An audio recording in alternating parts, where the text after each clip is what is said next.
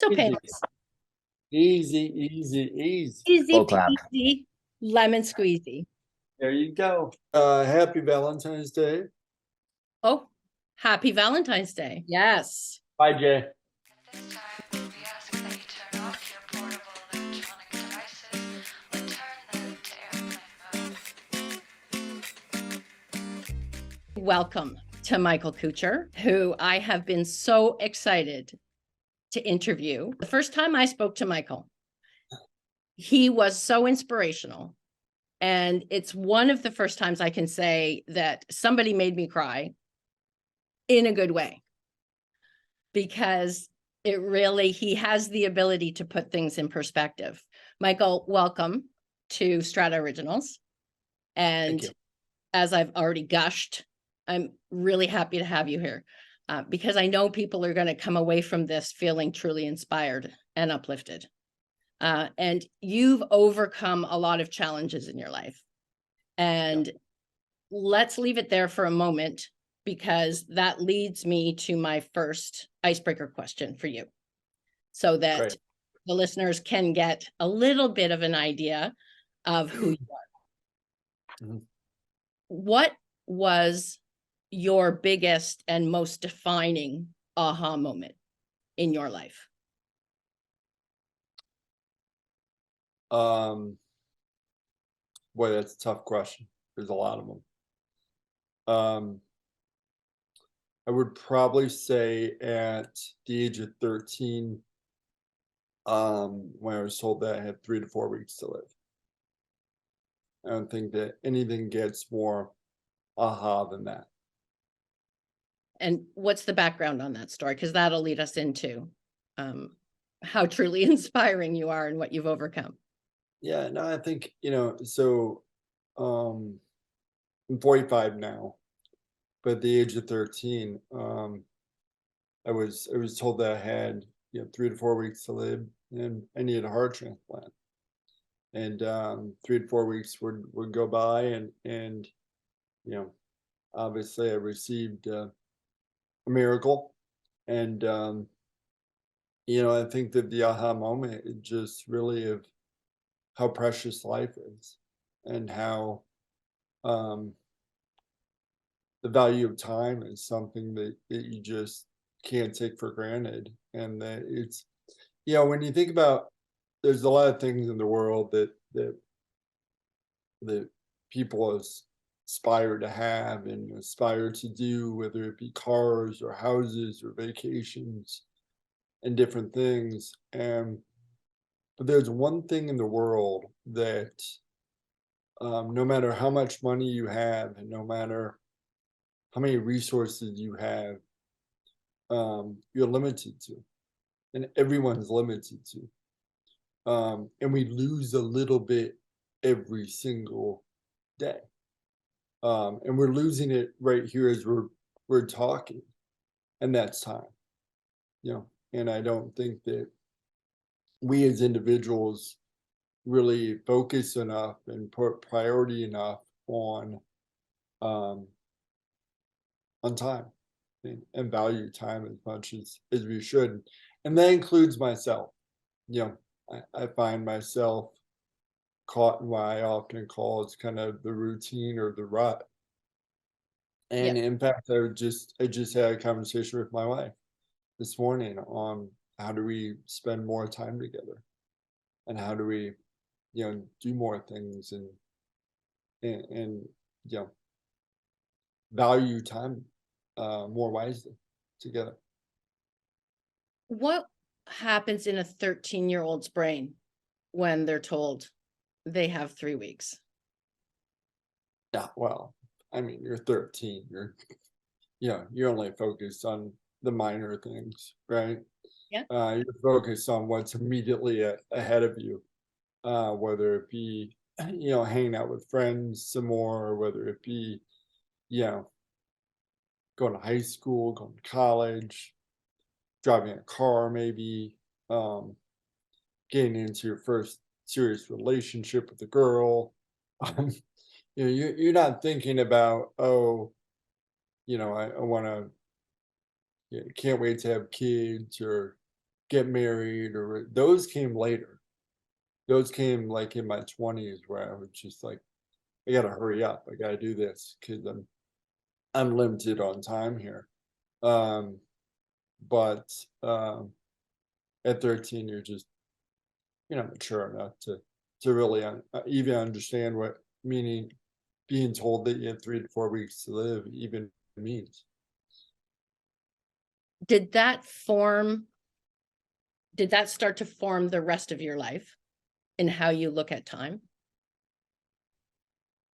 Absolutely. I think there was once I came out of my surgery and was successful with my health, um, and began to live life. I started to really evaluate um, what was going on in my life, and I started making milestones.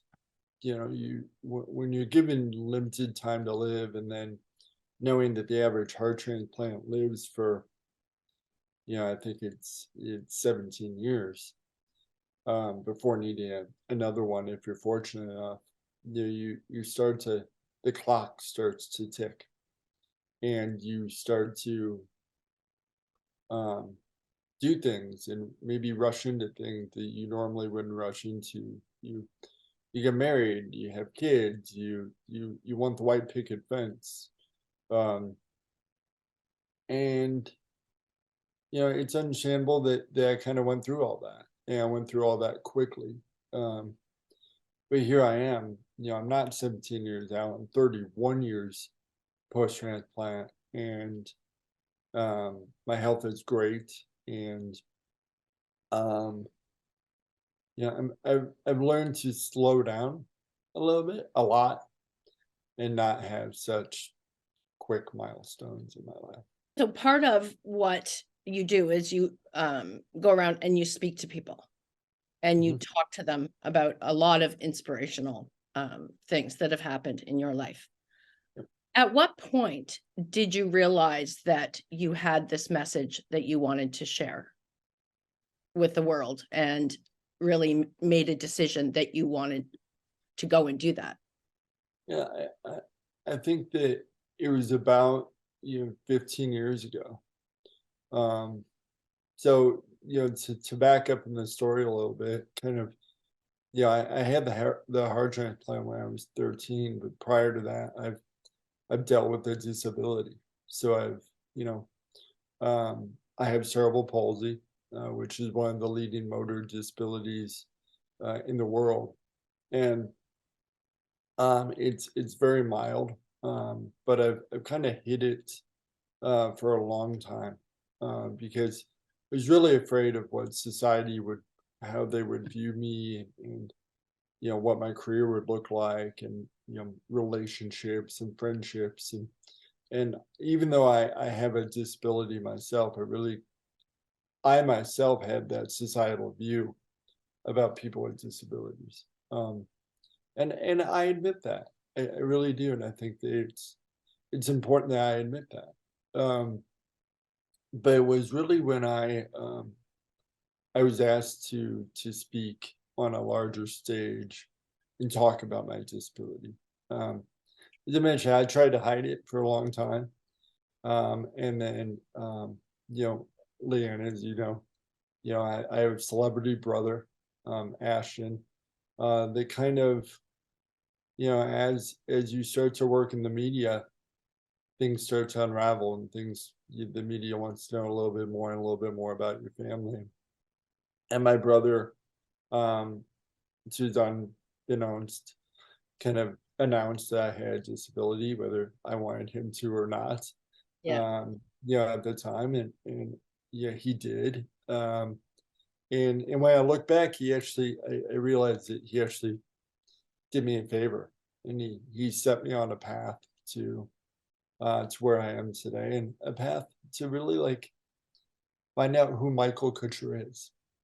Yeah, I'm not Ashton Kutcher's brother. I'm Michael Kutcher, and I have a hell of a story to tell. And when I met a little girl that had cerebral palsy as well, I realized that if my brother is going to give me some mild platform or whatever it may be, and I'm fortunate for it, then I'm going to use that platform for good, and I'm going to advocate for people with disabilities. I'm going to advocate for organ donation and changing the transplant system to be able to save lives. And I think that my message when I speak to audiences, it's really a message about hope.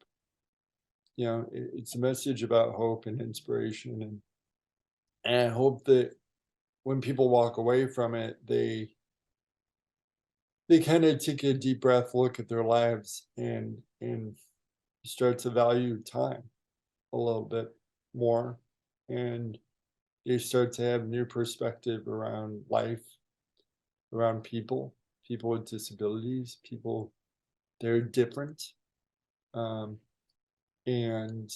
that they have a greater appreciation of what they actually do have in their lives. So what was your attitude before Ashton went on that talk show and talked about, because you were surprised that he talked about it, right? Yeah. Yep. What was your attitude before that? Like just, yeah, it's just part of my life and it's just the way things are, or? I ignored it. I did everything that I could to mask it. I wore contact lenses. I didn't wear my hearing aids. I tried not to slur my speech. Wow. So I tried to mask it, and if you know anything about cerebral palsy, there's very severities of it.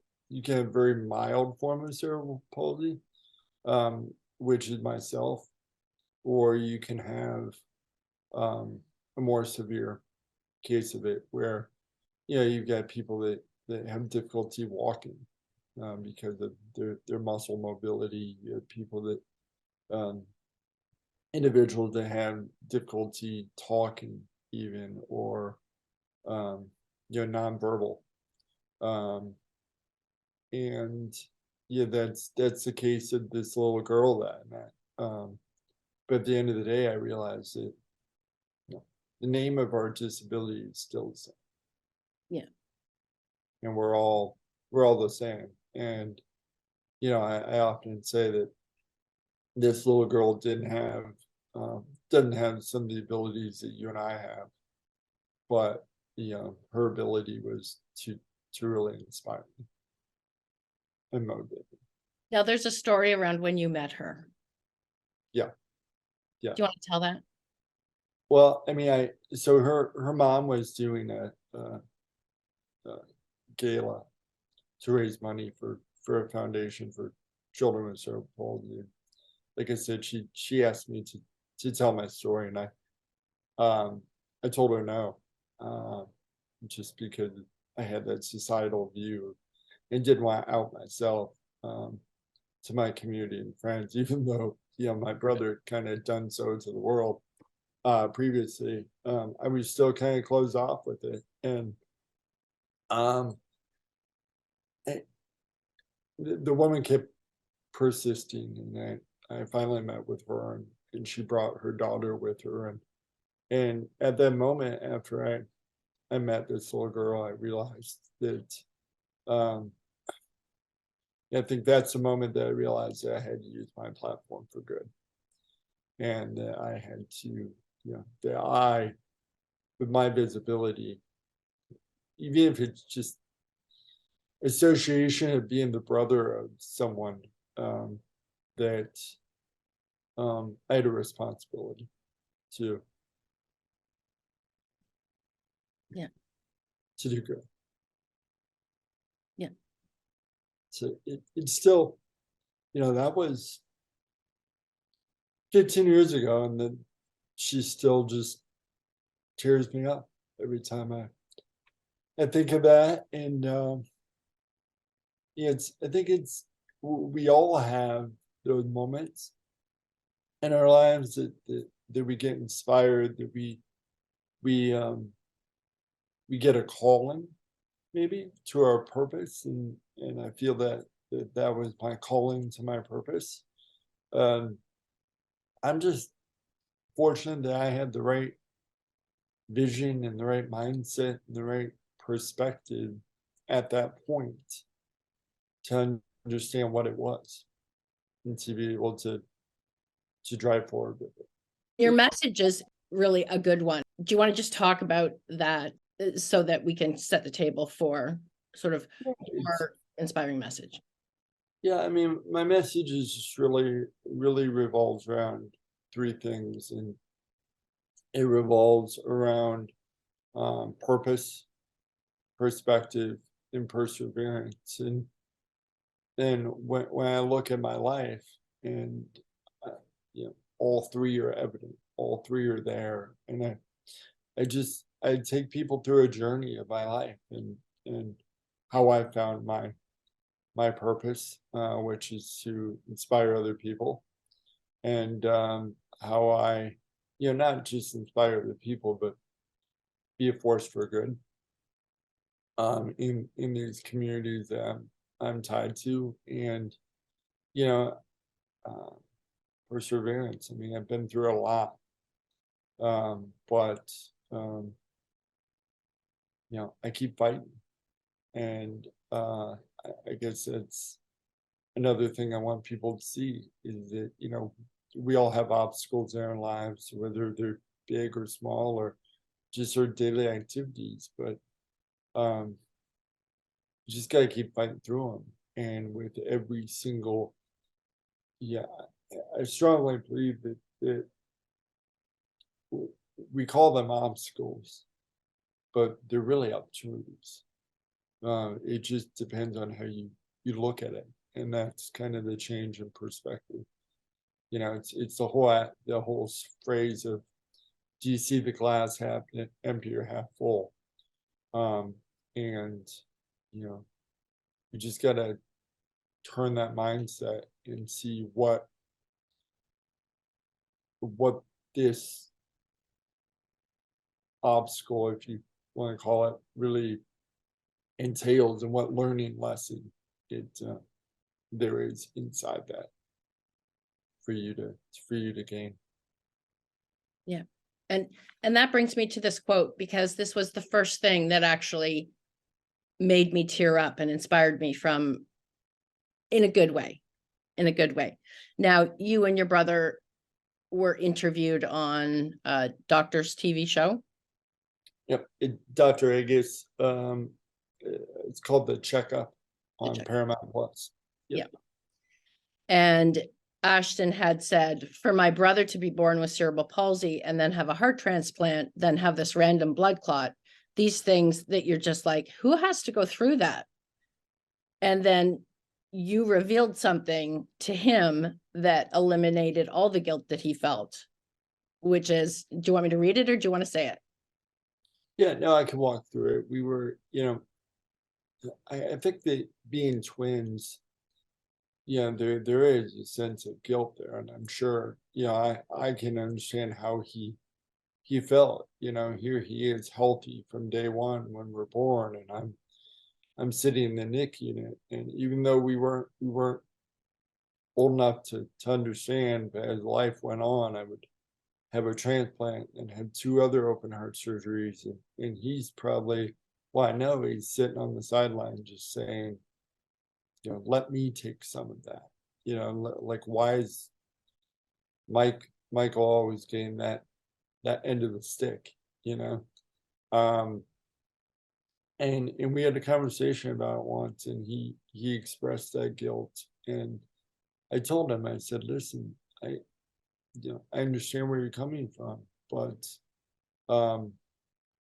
you can't feel sorry for me. I said, I don't want you to feel sorry for me, because when you feel sorry for me, you actually make me less. And what I meant by that was, this is who I am.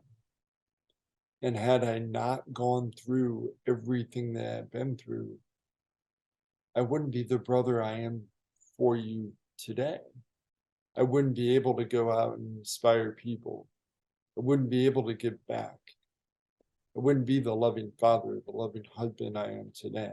Now, I probably would have been a decent guy, but not who I am today. And I love who I am today. And that goes back to what I was saying, like, you know, if I look at all the obstacles in my life, they made me who they're opportunities that made me who I am today.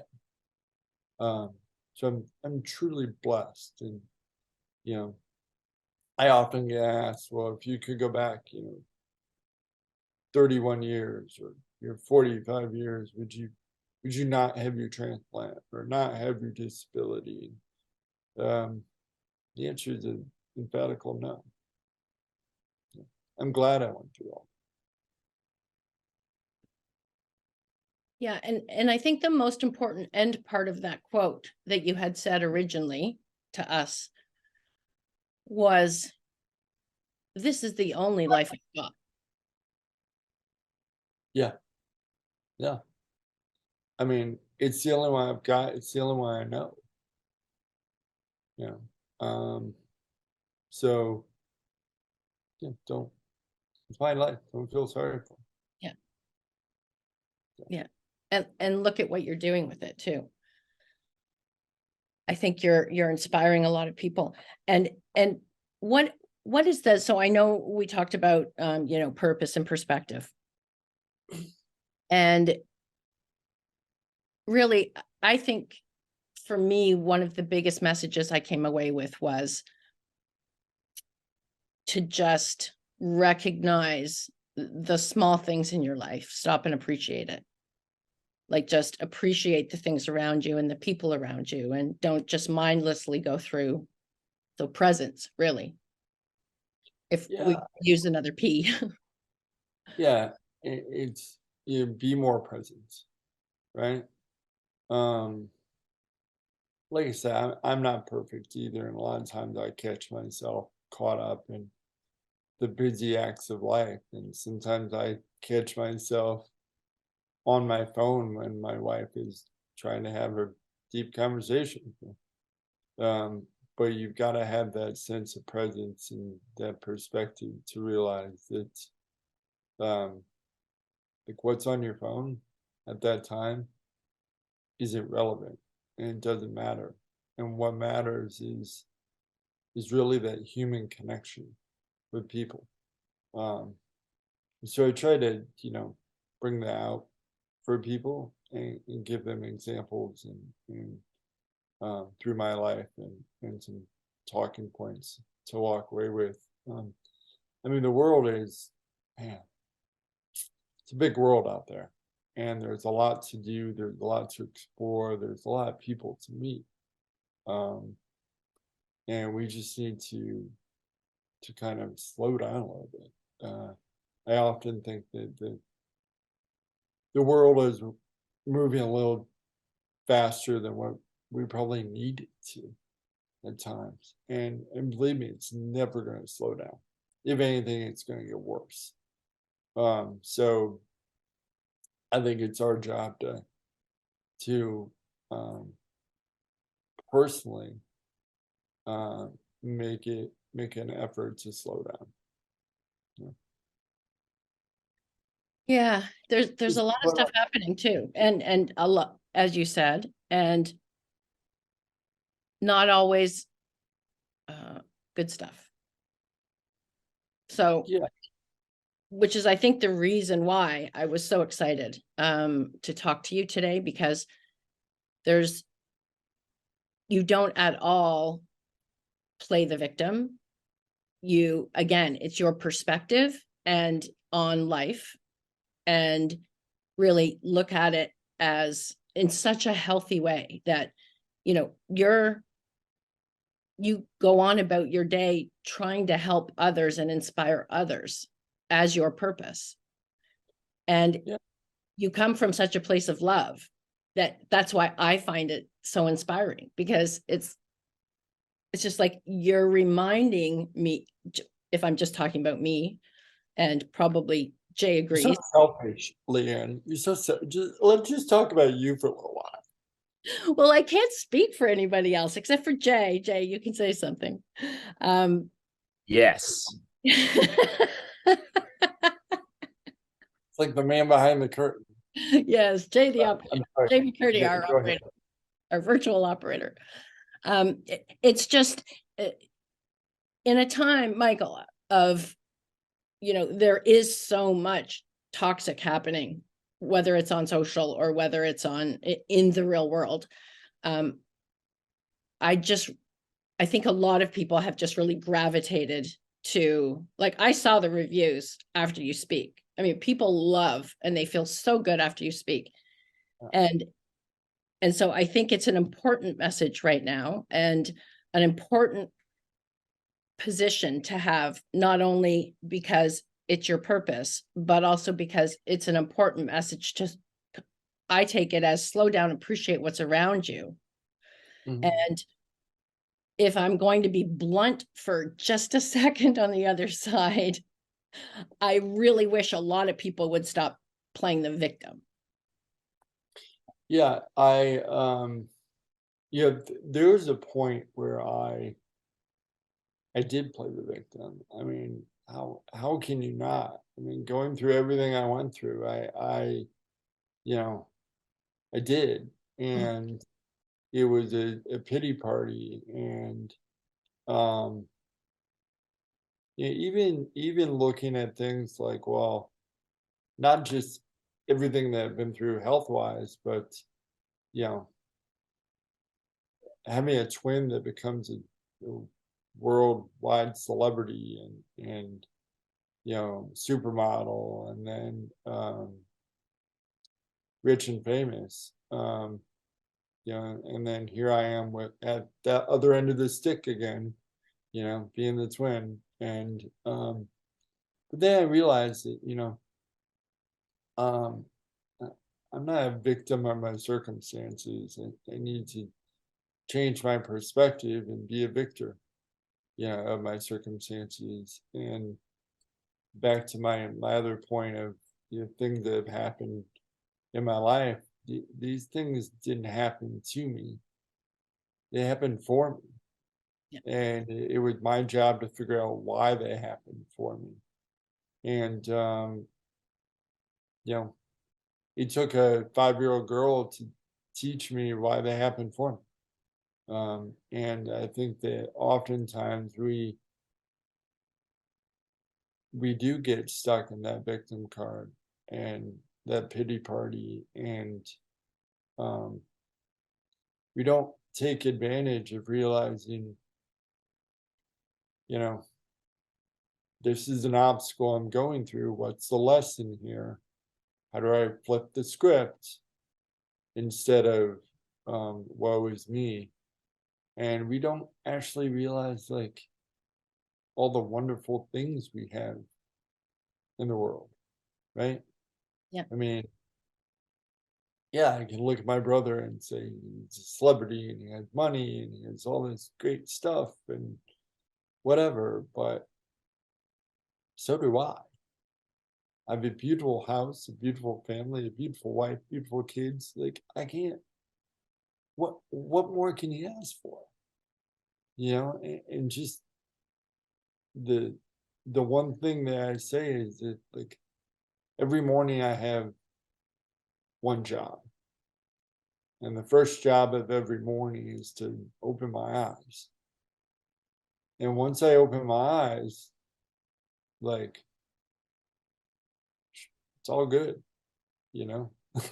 I got one more day. And how are you going to use that day? Are you going to use that day to sit on the couch and, woe is me, feel sorry for yourself? Or are you going to use that day to make a difference and make a change, and hopefully, help other people? Yeah. I mean, it's not rocket science. It's just a different mindset. Right? And maybe it's because I've been presented with death that I have that mindset. But it doesn't need to be that way. I hope no one goes through what I've been through. I wouldn't wish that on anyone, but you don't need to go through hard times to get perspective. You just need to start thinking about things a little bit differently, and have that appreciation. And that's what I hope I give people when I speak to audiences around the country. Yeah, I think, well, not everyone can relate to your particular story because maybe they weren't born with anything. Maybe they haven't had a transplant. I'm sure that you inspire parents of kids with cerebral palsy and inspire families and people who've had transplants, but also to have your perspective on your life and your purpose and be out there trying to inspire other people. I think we can all think of something in our lives where we may feel a little bit disadvantaged or sorry for ourselves, or we had some trauma and, have we dealt with it? When we hear your message, because we really have to we have to look for the lesson in whatever that was and move on from there. I mean, like I said, I hope no one ever goes through my experiences, but we all have our own shit. Yep. Right? We do. We sure do. And I hope, I'm sure there's a lot of people that I speak to that have been through trauma and experiences that they wouldn't wish on me. And I don't know what it's like to walk in their shoes. But I hope that I just hope I can give people the freedom to be acceptant of things. Mhm. And like I said, things happen for you, whether good or bad, they happen for you, and you have to find the lesson.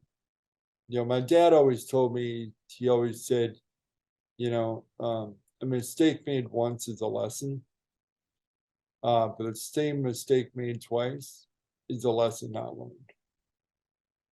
So, yeah, just need to keep learning from our lessons and realizing that that's what obstacles are really there for.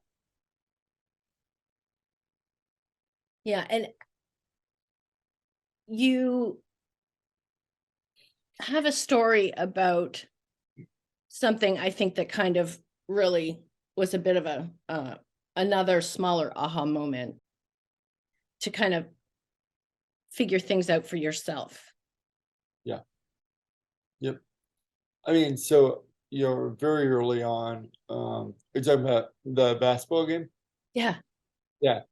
So my brother and I were playing basketball, and God, we were about 10 years old, and due to limited mobility with my cerebral palsy, I was unable to make a shot during a game of horse, and I drew that pity party on myself, and I got really somber about it, and upset, and thought he was cheating and using my disability to his advantage, and he finally he said to me, he's like, I can't do this for you. I can't, literally, I can't make the shot for you. And you're the only one that can do it. And,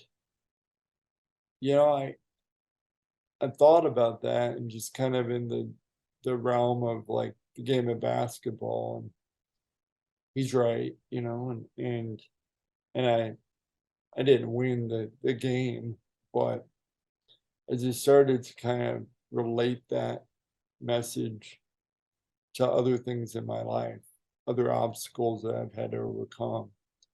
Um, it made more sense. Yeah. I mean, people can help you and people can give you guidance, and that's what friends and family are there for. Um, but if you want to do something, it's all on your own, and I chuckle a little bit because um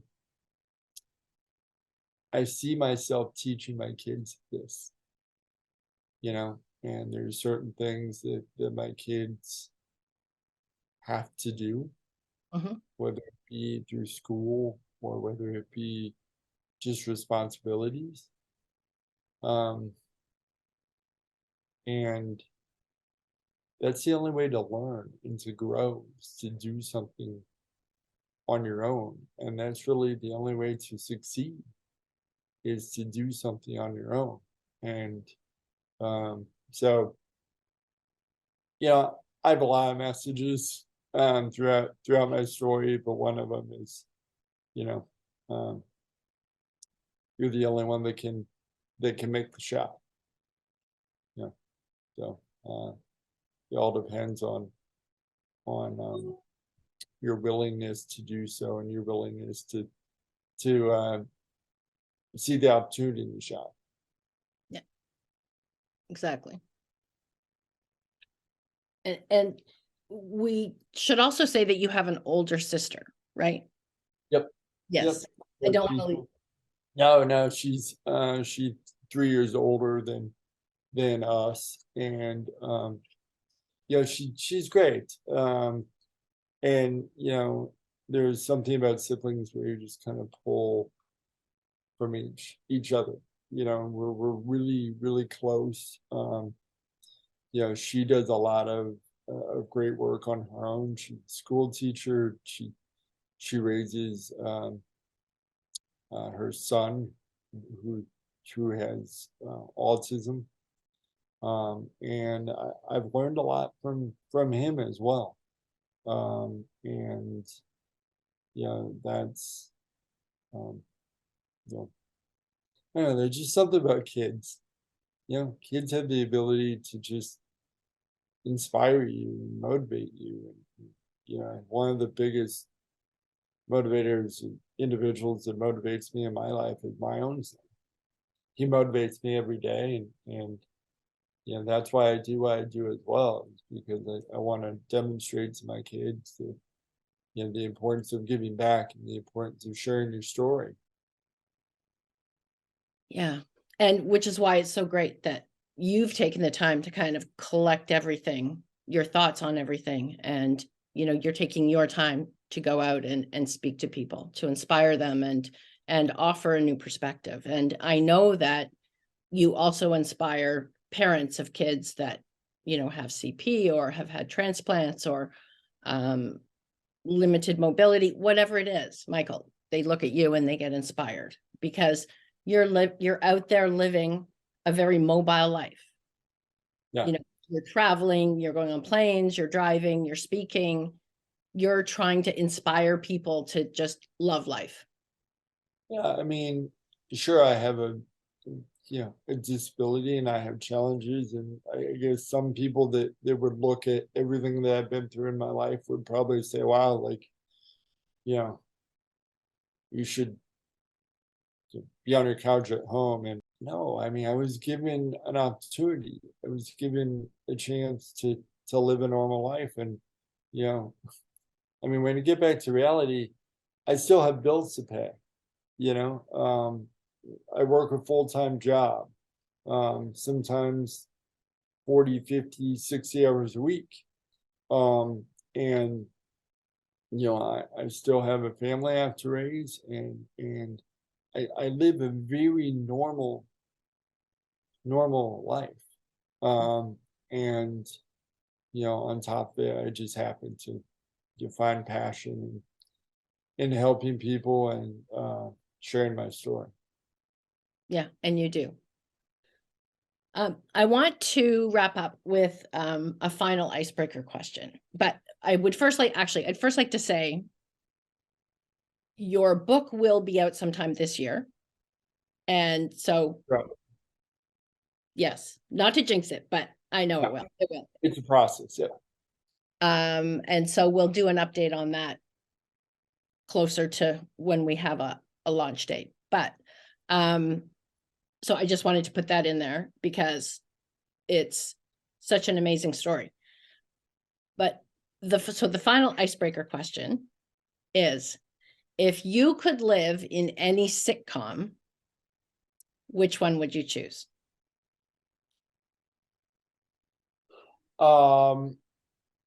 That's so hard because there's so many good sitcoms.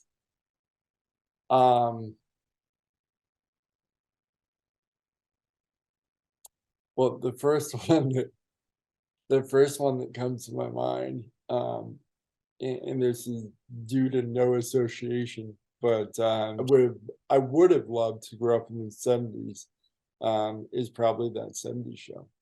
But you've got It's so so many. funny. I mean, but you've got so many. You've got like Three's Company, and you've got Welcome Back, Kotter. There's so many out there, but I think it'd be cool to hang out in the basement on that 70s show. Yeah. I always think that maybe Seinfeld, but that's more when you get to be an adult, right? It's more an adult. Now you get me thinking. Yeah, show about nothing. That'd be great, right? Which is everything. A show about nothing, which is everything. It's life. I mean, it's life. And there's so many weird things, just daily weird things about life that go on. But which is interesting that you bring that up, because I think we don't recognize it much. And I think it's that's my job, my purpose is to help people open their eyes and recognize the oddity of life sometimes, and what's happening around you. And the synchronicity sometimes too. Exactly. I'm a believer, Michael, and especially after speaking with you, that all things have a purpose for happening.